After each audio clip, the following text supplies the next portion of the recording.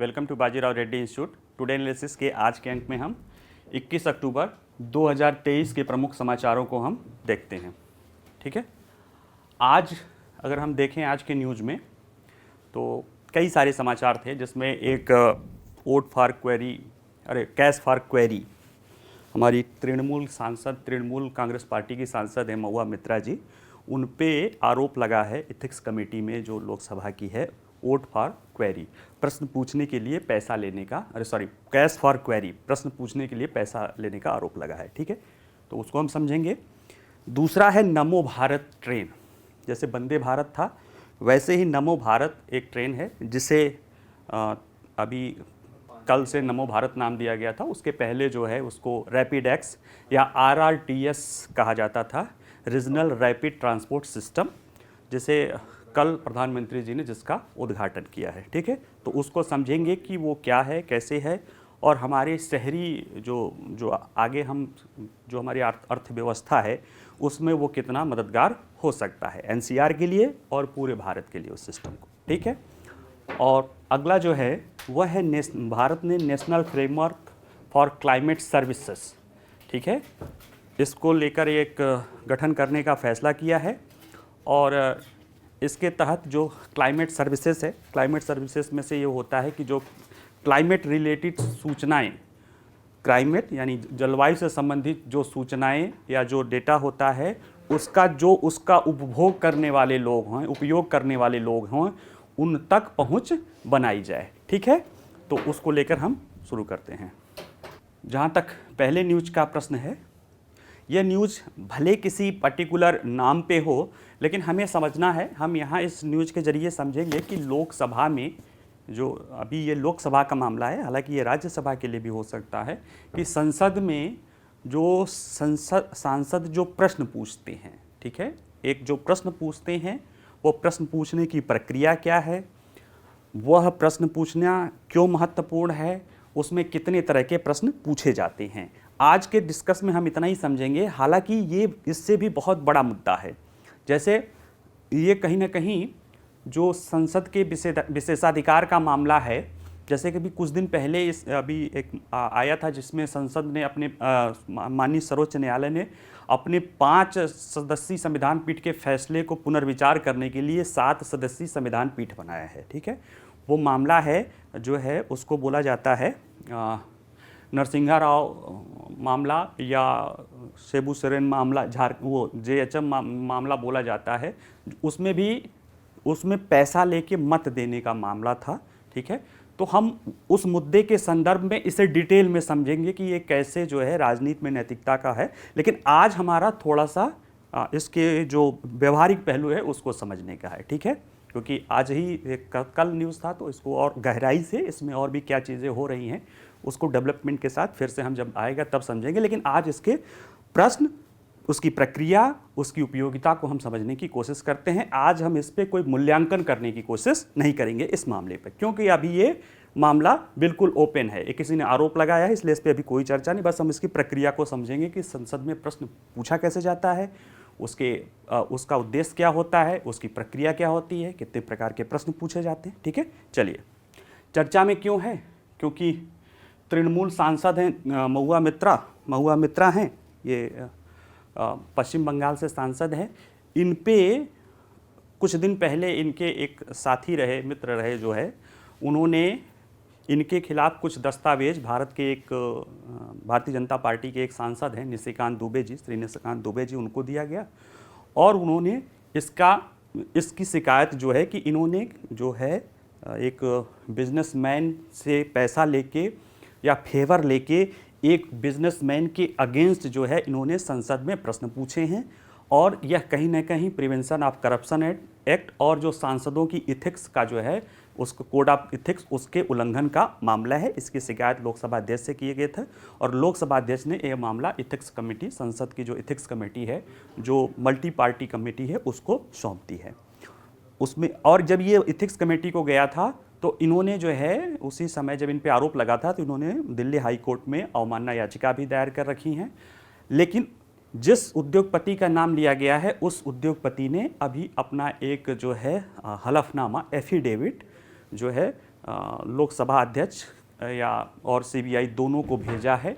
तो ऐसे में ये मामला चर्चा में है, ठीक है। लेकिन अभी हम इस मामले पर कोई न्याय या उस पर क्रिटिसाइज या उस तरह नहीं करेंगे, हम इस पर चर्चा करेंगे क्योंकि कुछ इसी तरह के मुद्दे और आ रहे हैं, उस पर हम चर्चा करेंगे। लेकिन आज प्रश्न क्या है, प्रश्न पूछने की प्रक्रिया क्या है, क्यों प्रश्न पूछना महत्वपूर्ण होता है और कितने तरह के प्रश्न पूछे जाते हैं, ठीक है। तो थोड़ा इस तरह का हमारा मसला रहेगा।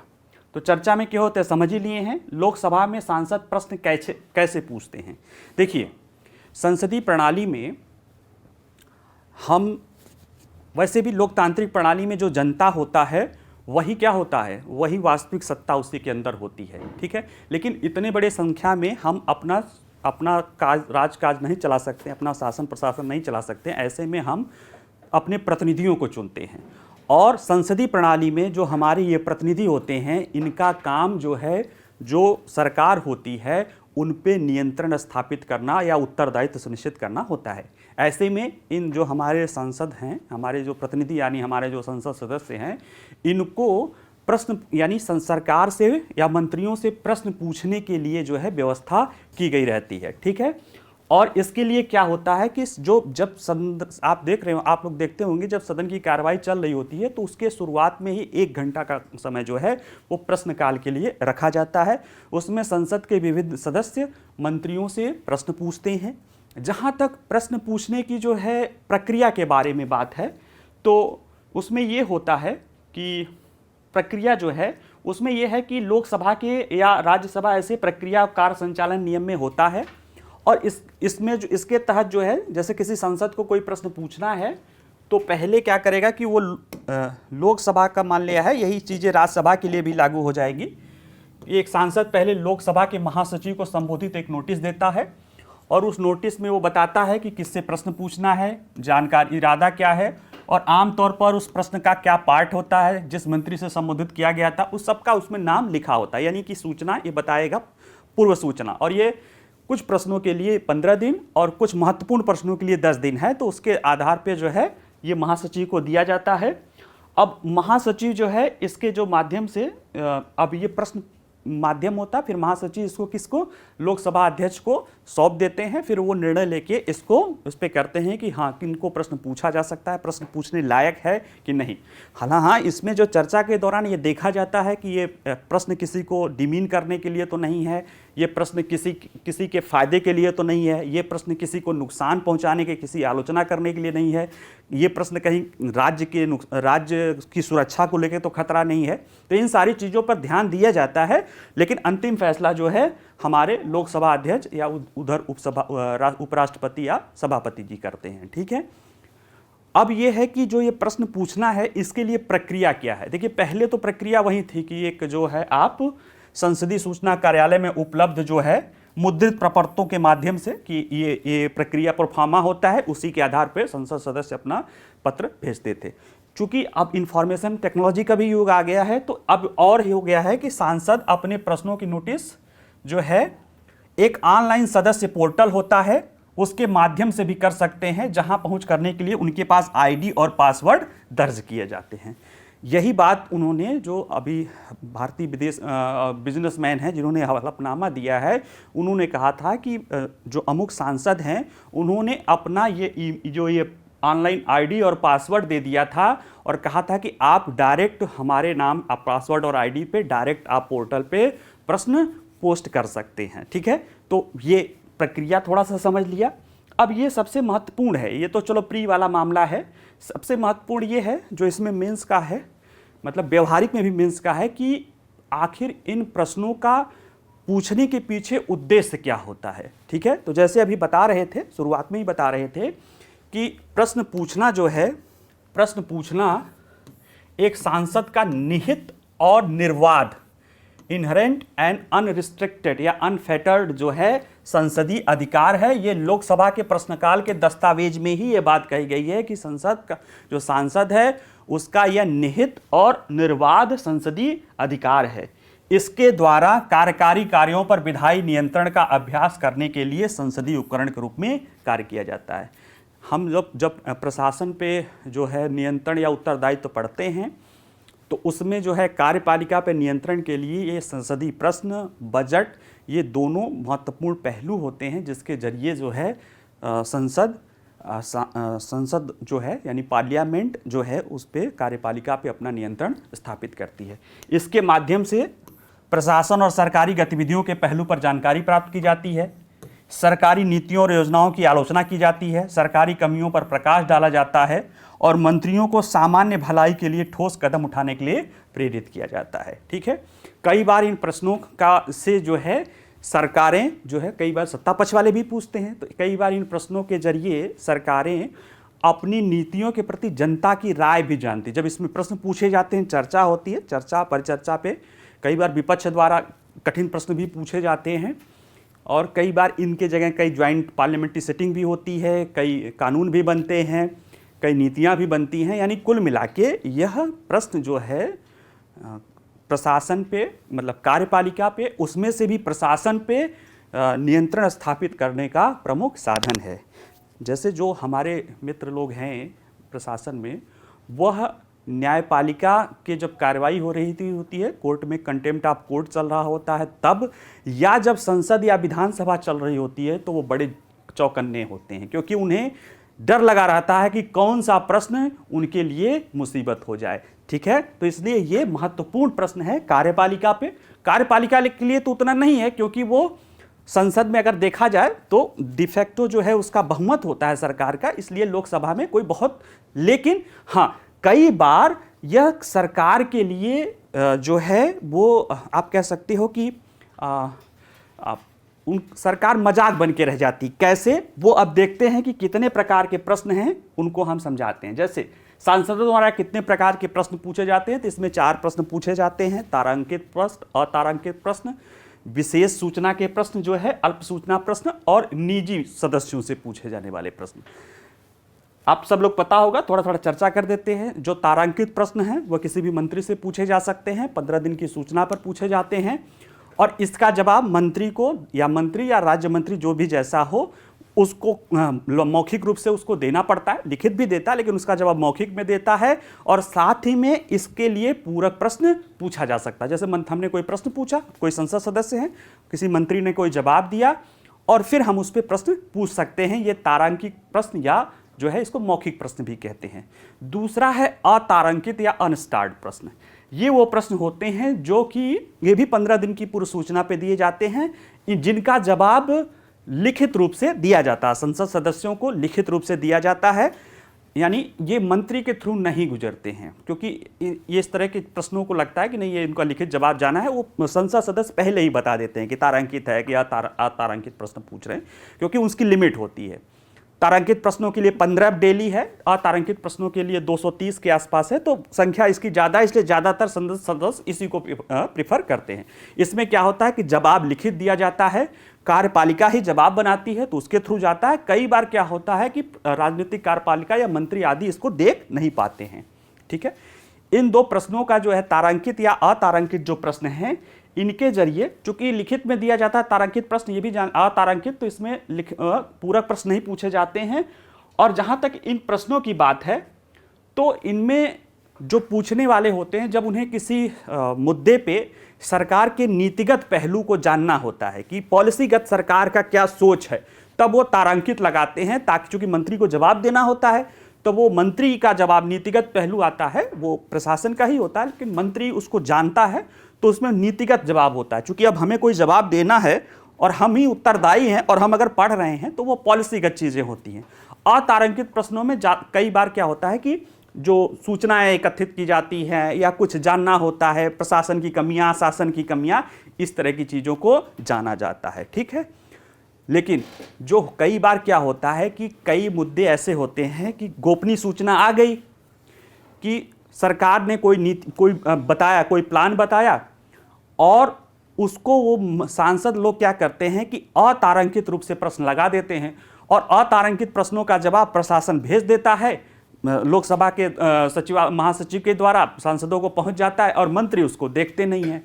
जैसे उसमें क्या होता है कि कई बार सरकार के जो मंत्री कोई बात कह रहे होते हैं संसद के बाहर या जो भी चीज़ें, और जो प्रशासन के तरफ से बात आता है उसमें कई बार मिसमैच होता है। वह चीज़ सरकार के लिए जो है कहीं ना कहीं वो आप समझ सकते हो कि एक एम्ब्रेसिंग या कह सकते हो कि उसको अपमानजनक स्थिति होती है। और ऐसे में कई बार सांसद अतारांकित प्रश्नों को पूछने का ज़्यादा प्रयास करते हैं जब उन्हें सरकार की छिंद्रान्वेषण करना है। जैसे एक मामला था, सरकार के बहुत सारे मंत्री जो है अर्बन नक्सल शब्द का प्रयोग बार बार कर रहे थे।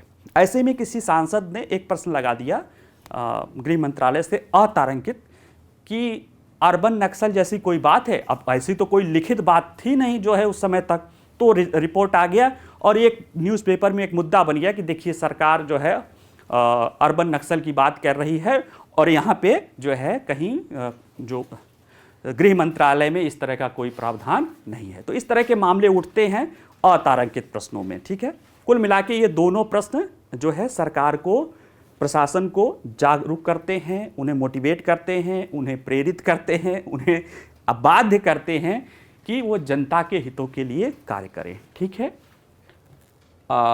एक होता है अल्प सूचना का प्रश्न। इसमें जो है कोई बहुत महत्वपूर्ण प्रश्न आता है तो उसको जो 15 दिन की सूचना है उसको 10 दिन की सूचना पे ही उसके कारण बता के कि क्यों अल्पकालिक या अति महत्व का प्रश्न है पूछा जा सकता है। इसका भी तारांकित प्रश्नों की तरह ही मौखिक जवाब दिया जाता है और पूरक प्रश्न पूछे जा सकते हैं। दूसरा जो है निजी सदस्य के प्रश्न, इसमें जो है किसी विशेष संसद सदस्य से जो कोई भूमिका होती है उससे प्रश्न पूछा जाता है। ठीक है, तो ये है अभी इसके संसद में किस तरह से प्रश्न पूछने की प्रक्रिया है। बाकी इस मुद्दे पे जो भी डेवलपमेंट होगा और जो वो अभी सुप्रीम कोर्ट का वो फैसला आने वाला है, ठीक है, उन फैसलों को हम मिला के बताएंगे। इसी तरह के एक मामले में 2005 में जब पैसा लेके प्रश्न पूछने का, घूस लेके प्रश्न पूछने का मामला था, तो उसमें 11 सांसदों की सदस्यता चली गई थी, जिसमें 10 लोकसभा के थे, 1 राज्यसभा के थे। उन जो इथिक्स कमेटी के रिपोर्ट पे अपनी अपने सदन ने इनको जो है सदस्यता से बहिष्कृत कर दिया था, मतलब बाहर कर दिया था। साथ ही में इन पे आपराधिक कार्रवाइयों के लिए भी लिखा था। अब जैसे वो अगर वो कानूनी सुप्रीम कोर्ट का फैसला अभी 5 जजों वाला है, तो अगर इन पे आरोप भी चला जाए कि ये पैसा लेकर प्रश्न पूछ रही हैं तो ये करप्शन है, लेकिन चूंकि इन्होंने प्रश्न पूछ लिया है, ऐसे में वो जो सुप्रीम कोर्ट का फैसला है इनको वो रक्षोपाय संसदीय विशेषाधिकार के तहत दे सकता है। लेकिन जब संसद के सदन खुद ही उसको रिकमेंड करता है, तब उससे उस विशेषाधिकार के बाहर हो जाते हैं, क्योंकि उस समय तो ये संसद के सदस्यता से भी ये बाहर हो जाते हैं। तो ये अब जब होगा तब होगा, लेकिन अभी जहां तक जानकारी आपको जानना चाहिए था उस मुद्दे को समझने के लिए उतना आज बता दिया गया है। ठीक है, चलिए अगला मुद्दा जो है ये है नमो भारत ट्रेन या आरआरटीएस ट्रेन। देखिए दिल्ली क्या बल्कि साहिबाबाद से गाजियाबाद की एक जगह है, वहाँ के बीच में एक 17 किलोमीटर के उसमें जो है आरआरटीएस ट्रेन का उद्घाटन प्रधानमंत्री जी ने कल किया है। ये जो है आरआरटीएस मतलब रीजनल रैपिड ट्रांसपोर्ट सिस्टम, क्षेत्रीय त्वरित परिवहन व्यवस्था है। ठीक है, इसको रैपिड एक्स के नाम से भी जाना जाता है, हालांकि उसका नाम अब नमो भारत ट्रेन कर दिया गया है। जैसे वंदे भारत ट्रेन है, अब उसका नाम क्या है, नमो भारत ट्रेन कर दिया गया है। ठीक है, तो चर्चा में क्यों है, क्योंकि अभी ये किया गया है। परियोजना क्या है, ये जो परियोजना है आरआरटीएस या रीजनल रैपिड ट्रांसपोर्ट सिस्टम, यह सेमी हाई स्पीड ट्रेन आधारित मास ट्रांसपोर्ट सिस्टम है। इसको जरा बताते हैं कि यह सेमी हाई स्पीड यानी वैसे तो 200 किलोमीटर से ज़्यादा की ट्रेनें सेमी हाई स्पीड होती है, लेकिन भारत में ये माना गया है कि 160 किलोमीटर से ज़्यादा ट्रेनें चलेंगी तो वो सेमी हाई स्पीड में मान ली जाएंगी। तो इसकी गति जो है 180 की मैक्सिमम गति पर ये चल सकती हैं ट्रेनें। इनके लिए इनका ट्रैक बना है, सब कुछ बना है। तो ये सेमी हाई स्पीड ट्रेनें हैं, रैपिड हैं, यानी मतलब सेमी हाई स्पीड है तो वो हैं, हाई फ्रीक्वेंसी की हैं। ये 15 मिनट से लेके 5 मिनट के अंतराल पे जैसी ज़रूरत होगी वैसे चलेंगी, और जो क्षेत्रीय आधार पे एक रीजनल कनेक्टिविटी देंगी। जैसे अभी ये दिल्ली से मेरठ के बीच की 80 किलोमीटर की लगभग दूरी 1 घंटे में तय करने की करेंगे। कुल मिला के इसके जरिए जो एक औद्योगिक केंद्र होता है उसके आसपास के जो उपकेंद्र हैं उनको जो है आपस में कनेक्ट करने के लिए एक कह सकते हो कि बहुत उन्नतशील और बेहतरीन मास माने बड़े पैमाने पे परिवहन प्रणाली है। ठीक है, बाकी हम इसको समझने की कोशिश करते हैं। आरआरटीएस कॉरिडोर का जो है प्राथमिकता खंड जो है शुरू हो गया है। ये साहिबाबाद से दुहाई डिपो है, उसके लिए है। ठीक, इसको देख लीजिएगा। नमो भारत या रैपिड एक्स ट्रेन नाम था, पहले रैपिड एक्स कहा जाता था, इसलिए अब इसको बाद में इसका नाम नमो भारत कर दिया गया है। जैसे वंदे भारत था, ये नमो भारत है। ठीक है, ये 30,000 रुपये करोड़ से अधिक की लागत वाली दिल्ली गाजियाबाद मेरठ आरआरटीएस 1 घंटे से भी कम समय में दिल्ली को मेरठ से जोड़ेगी। ठीक है, तो इसलिए ये उद्घाटन हुआ, ये चर्चा में है। अगला जो है कि इस परियोजना क्या है, तो ये परियोजना एक जो है एक नई रेल आधारित सेमी हाई स्पीड उच्च आवृत्ति वाली कम्यूटर ट्रांजिट प्रणाली है। यानी सेमी हाई स्पीड 180 किलोमीटर से ज़्यादा, यानी 180 किलोमीटर तक की स्पीड है और रेल आधारित है, हाई फ्रीक्वेंसी पे है, यानी 15-15 मिनट से लेके ज़रूरत पड़ने पे 5-5 मिनट तक की दूरी समय के अंतराल पे होगी, यानी कि ज़्यादा आसानी से उपलब्ध होगी। ठीक है, और इससे क्या होगा, ये आरआरटीएस एक परिवर्तनकारी क्षेत्रीय विकास पहल है जिसके जरिए इंटरसिटी आवागमन के लिए हाई स्पीड ट्रेनें प्रदान की जाएगी। ठीक है, और इसका उद्देश्य जो है पूरे राष्ट्रीय राजधानी क्षेत्र में बेहतर कनेक्टिविटी और पहुंच के माध्यम से संतुलित और टिकाऊ शहरी विकास सुनिश्चित करना है। संतुलित और टिकाऊ शहरी विकास को हम अभी जब लास्ट में इसके महत्व को समझने लगेंगे तब समझेंगे। थोड़ा सा इसके प्री वाला या फैक्चुअल चीजों को देख लेते हैं। ठीक है, जैसे कि नमो भारत या आरआरटीएस का निर्माण किसके द्वारा किया जा रहा है, तो ये राष्ट्रीय राजधानी क्षेत्र परिवहन निगम कंपनी है, एनसीआरटीसी। यह केंद्र सरकार के आवास विकास मंत्रालय के तहत आती है। इसमें केंद्र सरकार, दिल्ली सरकार, यानी जो एनसीआर के जो राज्य हैं, जैसे केंद्र सरकार है, दिल्ली की यूनियन टेरिटरी यानी दिल्ली सरकार है, उत्तर प्रदेश, राजस्थान, हरियाणा, इन राज्यों के इसमें जो है मिलके ये करती है। और इसके तहत ही ये जो है ये क्षेत्रीय रैपिड ट्रांसपोर्ट सिस्टम चलाया जा रहा है, जो अभी दिल्ली से मेरठ के लिए है, लेकिन और जो है एनसीआर के और उपनगरों तक भी इसी तरह का धीरे धीरे विकास किया जाएगा।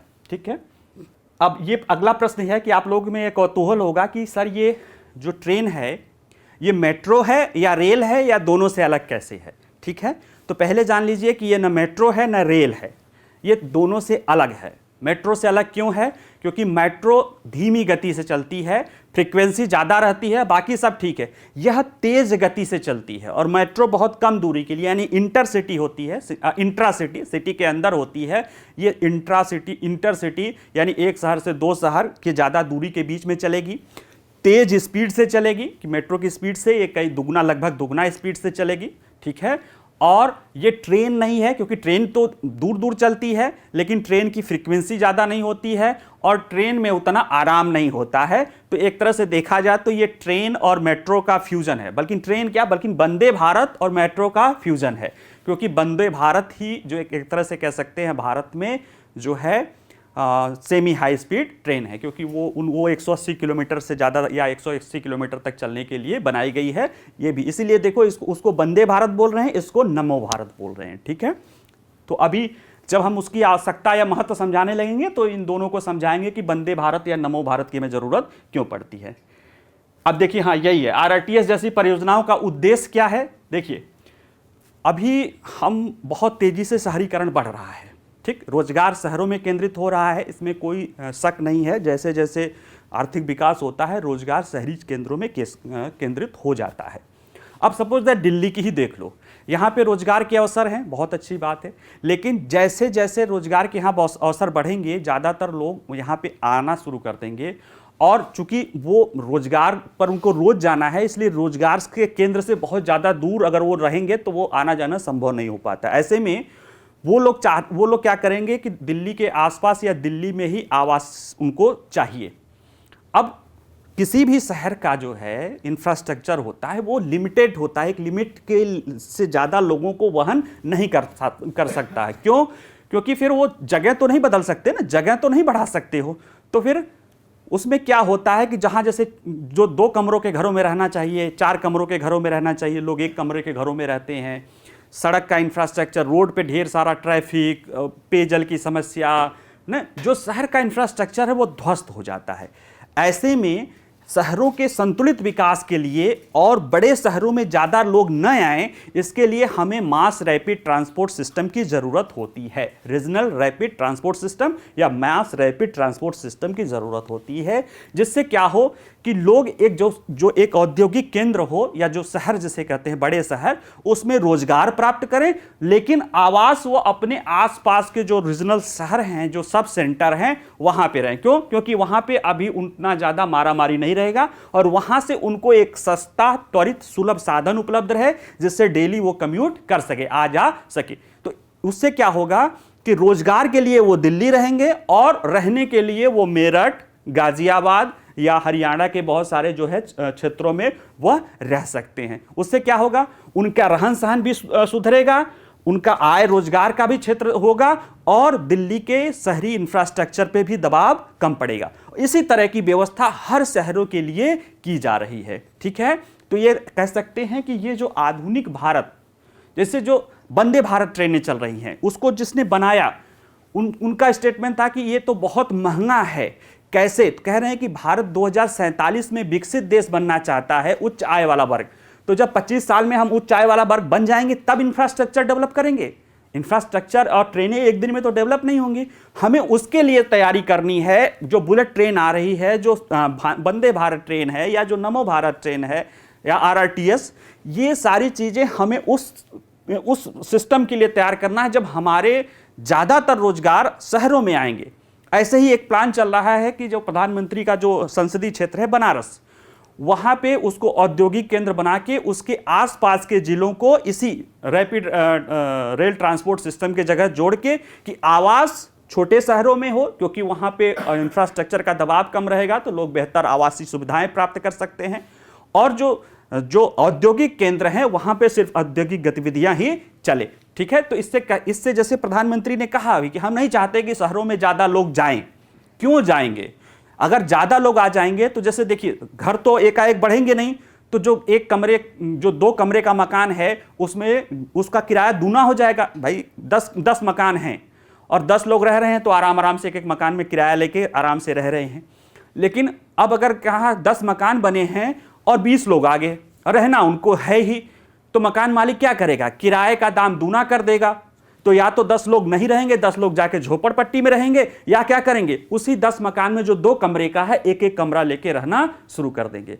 और वो चलो हो भी जाएगा, लेकिन रोड पे सारी चीज़ें कहीं ना कहीं शहरी इंफ्रास्ट्रक्चर पे बहुत बड़ा दबाव बनाता है। तो कहीं ना कहीं ये शहर को संतुलित बनाना, जैसे ने कहा कि सतत और संतुलित विकास के लिए लाया गया है, तो ये उसी तरह की चीज़ें हैं। ठीक है, अगला जो न्यूज है आपका वो है एक प्री की ही योजना है, उसमें भारत जो है national framework for climate service NFSC लाया गया है, जिसमें यह कहीं ना कहीं एक तरह से जो भारत का जो क्लाइमेट सर्विस है, पहले समझिए क्लाइमेट सर्विस क्या होता है कि क्लाइमेट से जुड़ी वो सूचनाएं जिनका उपयोग करके कोई नया निर्णय या कोई निर्णय लिया जाता है, जैसे health, energy, disaster risk reduction, agriculture, food security, water, others, ये क्लाइमेट सर्विस इससे जुड़ा होता है। जैसे डिजास्टर, हमें क्लाइमेट के बारे में पता हो कि भाई जलवायु कैसी आएगी, सूखा पड़ेगा, बारिश होगी, कृषि के बारे में हमें जानकारी मिल जाती है, आपदा के बारे में जानकारी मिल जाती। तो ये सारी सूचनाएं जो क्लाइमेट से जुड़ी हुई सूचनाएं हैं, जिनका उपयोग करके ये जो सेवाएं प्रदान करने वाली चीज़ हैं, इनको जो आपस में जोड़ने वाला फ्रेमवर्क है, उसी तरह की व्यवस्था भारत में पहली बार की गई है, Bharat national framework for climate services. ठीक है, चर्चा में क्यों है? क्योंकि भारत ने ये शुरू किया है कि हम जो है क्लाइमेट सर्विसेज के देने के लिए एक नेशनल फ्रेमवर्क, राष्ट्रीय स्तर पर एक नेशनल फ्रेमवर्क या मंच प्रदान करेंगे, जो ये सेवाएं हैं वो भारतीय मौसम विज्ञान विभाग या IMD के द्वारा जो उसका वो नोडल एजेंसी होगी। इसमें क्या क्या सुविधाएं दी जाएंगी? तो ये कृषि, ऊर्जा, आपदा प्रबंधन, स्वास्थ्य, पानी के लिए पानी और जलवायु जोखिम से जुड़ी हुई जो जलवायु की जरूरती जलवायु सूचनाएं हैं, उनको एकीकृत करके एक जगह त्वरित रूप से उपलब्ध कराएंगे, ताकि इस संदर्भ में निर्णय लेने में आसानी हो सके। ठीक है, जलवायु सेवाएं क्या है? जैसे बताई दिया कि जो जलवायु संबंधी जो सूचना है, जो निर्णय है, वो उसको जो निर्णय लेते हैं उस तरह की चीज़ों को उनके पास आसानी से पहुँचे, और वो पहुंच इस तरह से हो जिसमें उनके फीडबैक का भी महत्व हो। यानी अगर उनको कुछ जानना हो तो वो त्वरित रूप से रियल टाइम में चीज़ें पहुंचे, ताकि फैसला लेने में, निर्णय लेने में उन संस्थाओं को आसानी हो। ठीक है, किस पर आधारित है? जो हमारा national framework of climate service है, यह जो है ग्लोबल स्तर पे इसी तरह का एक जो है फ्रेमवर्क है, global framework of climate service, उसी पर आधारित है। वह उसका जो ग्लोबल GCFC होता है, GFSCCS होता है, global framework for climate service, उसका उद्देश्य जो है वो शोधकर्ताओं, जलवायु सूचना पर स्तर पे, राष्ट्रीय और अंतर्राष्ट्रीय स्तर पे जो है इनको दीर्घकालिक जैसे वो जोड़ के रखता है, ताकि वैश्विक स्तर पे बेहतर निर्णय लिए जा सके। ठीक है, उसमें जो है इसकी स्थापना 2009 में जिनेवा में आयोजित जो जलवायु सम्मेलन हुआ था उसमें किया गया था। इसी पर ही भारत जो है इसको आधारित इसका कर रहा है। ठीक है, तो इसमें कुछ वही नहीं है, वो सारी चीज़ें हैं। जैसे इसको जो फोकस के लिए पहचाने गए क्षेत्र हैं, फोकस के लिए जो पहचाने गए क्षेत्र हैं उसमें समय समय परिवहन, पर्यटन आदि, यानी जो अभी कृषि, स्वास्थ्य, आपदा प्रबंधन जो फोटो में सारा था ना, आप देखिएगा उसमें जो है परिवहन, पर्यटन और अन्य उभरते क्षेत्रों जैसे प्रासंगिक क्षेत्रों को भी जोड़ा जा सकता है। ठीक है, आवश्यकता क्यों है? क्योंकि यह जलवायु डेटा सूचना उत्पादन, कृषि उत्पादन, स्वास्थ्य रुझान, उच्च जोखिम वाले क्षेत्रों में हमें ध्यान देता है। जैसे मैं इसका एक उदाहरण से समझा दूं, एक क्लाइमेट सर्विस है जो अभी कुछ दिन पहले एक चर्चा मैंने आप लोगों को किया भी था। एक तो था एस्टेक ऐप और एक है विंड। ये दोनों किसानों के लिए लाया गया है। एस्टेक क्या करेगा कि समय के पहले, यानी फसलों का उत्पादन हो उसके पहले ही किसान के वास्तविक उपज का सही अनुमान लगाया जा सके। उसको जाके देखिएगा, जिसमें वित्त मंत्री ने कहा था कि इससे क्या होगा कि सरकार अगर कमी रहेगी तो वो आयात के लिए पहले से ही तैयार हो जाएगी, ताकि जब किसान वहां पे उनका उत्पादन आए तो उनको उसका आयात के नाम सुनने से जो डर के कारण जो उनकी कीमतें घटती है उसका नुकसान न उठाना पड़े। इसी तरह से विंड, जो कि कहीं ना कहीं वेदर इंफॉर्मेशन करके जो है एग्रीकल्चर में कि जलवायु सूचना जिस तरह से रहे, ताकि किसान उस जलवायु या जो मानसून है जिसे या जलवायु के अनुसार अपने फसलों का निर्धारण कर सके। तो इसी तरह के और भी बहुत सारी जलवायु से जुड़ी सूचनाएं हैं जो विभिन्न, जैसे आपदा प्रबंधन के लिए दिया जा रहा है, जो पर्यावरण पारिस्थितिकी पर जो करने के लिए लिया जा रहा है, यातायात वालों के लिए भी दिया जा रहा है। ठीक है, जैसे वायुयान है वाले हैं, उनको भी सूचनाएं चाहिए होती है कि बादल रहेगा, कि कोहरा रहेगा, कि बिजली चमकेगी, है ना। तो इस तरह की सूचनाएं इन सारे क्षेत्रों को दी जाती रहती है, इसलिए ये महत्वपूर्ण है।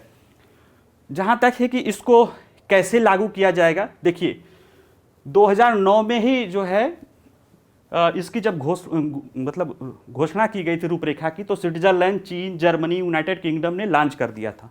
भारत भी 2008 से लागू करना चाह रहा था, लेकिन अभी इच्छा अनुसार लागू नहीं कर पाया है। तो 2008 से करना चाहता था, करते करते उसको 15 साल लग गए हैं। ऐसे में अगर आपको इसको तेजी से लागू करना है, और वैसे में भी जब जलवायु संबंधी अनिश्चितताएं बहुत तेजी से बढ़ गई हैं, तो इसके लिए जरूरी क्या है कि आपको मिशन मोड के आधार पर काम करना होगा। ठीक है, तभी इसकी उपयुक्त सेवाओं का आप लाभ ले सकते हैं। ठीक है, पढ़िएगा, लास्ट वाला तो फैक्चुअल ही है, लेकिन फिर भी आप इसको देखिएगा, उसमें सारी सूचनाएं रहती हैं, PDF मिल ही जाएगा। बार बार समझने की कोशिश करिएगा। चलिए, ठीक है, थैंक यू।